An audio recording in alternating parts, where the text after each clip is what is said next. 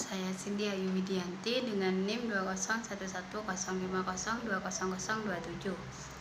Di sini saya akan membahas tentang pemikiran tasawuf Abu Yazid Al-Bustami. Abu Yazid Al-Bustami lahir di Bustam bagian timur Laut Persia tahun 188 Hijriah sampai 261 Hijriah atau 874 sampai 947 Masehi. Nama lengkap beliau yaitu Abu Yazid Taifur bin Isa bin Adam bin Surasan. Perjalanan Abu Yazid untuk menjadi seorang sufi memakan waktu puluhan tahun. Sebelum membuktikan dirinya sebagai seorang sufi, ia terlebih dahulu telah menjadi seorang faqih dari mazhab Hanafi.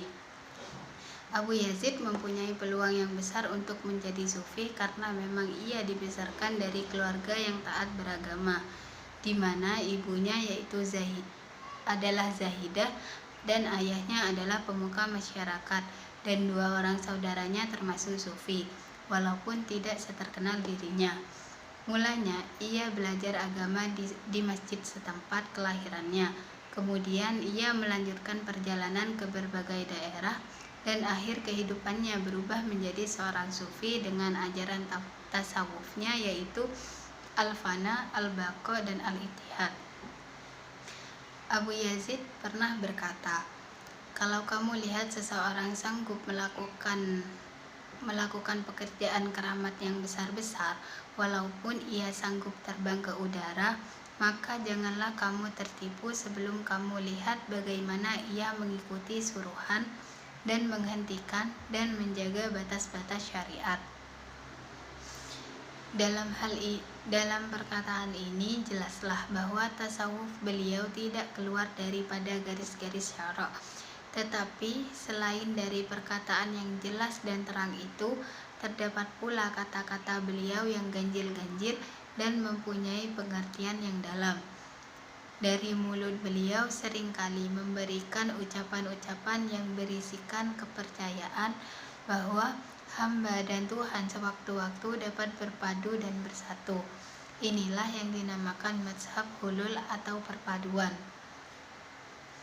Konsep tasawuf Abu Yazid Al-Bustami. Ajaran tasawuf terpenting Abu Yazid yaitu fana dan baqa.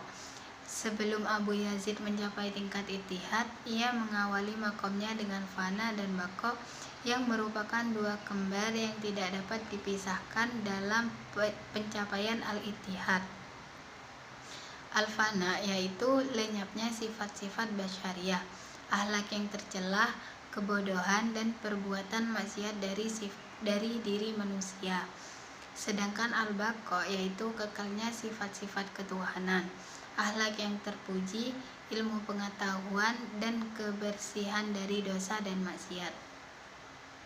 Sedangkan al-ittihad yaitu menyatunya jiwa manusia dengan Tuhan. Untuk mencapai hal tersebut harus dilakukan usaha-usaha yang maksimal seperti taubat, zikir, ibadah, dan menghiasi diri dengan akhlak yang terpuji. Ittihad secara bahasa berasal dari kata ittihada yattahidu yang artinya dua benda menjadi satu, yang dalam istilah para sufi adalah satu tingkatan dalam tasawuf, yaitu bila seorang sufi merasa dirinya bersatu dengan Tuhan, yang mana tahapan ini adalah tahapan selanjutnya yang dialami seorang sufi setelah ia melalui tahapan fana dan baqa.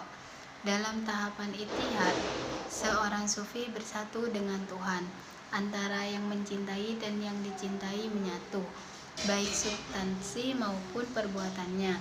Untuk sampai ke ittihad, sufi harus terlebih dahulu mengalami al-fana dan al-nafs.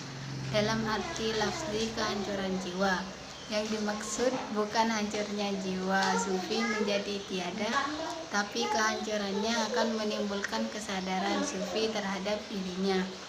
Inilah yang disebut kaum sufi al-fana, al-nafs, wa al-baqa. Ilah dengan arti kesadaran tentang diri sendiri hancur dan timbullah kesadaran diri Tuhan. Di sini terjadilah ittihad, persatuan atau menunggal dengan Tuhan. Itu yang dapat saya sampaikan, kurang lebihnya mohon maaf. Wassalamualaikum warahmatullahi wabarakatuh.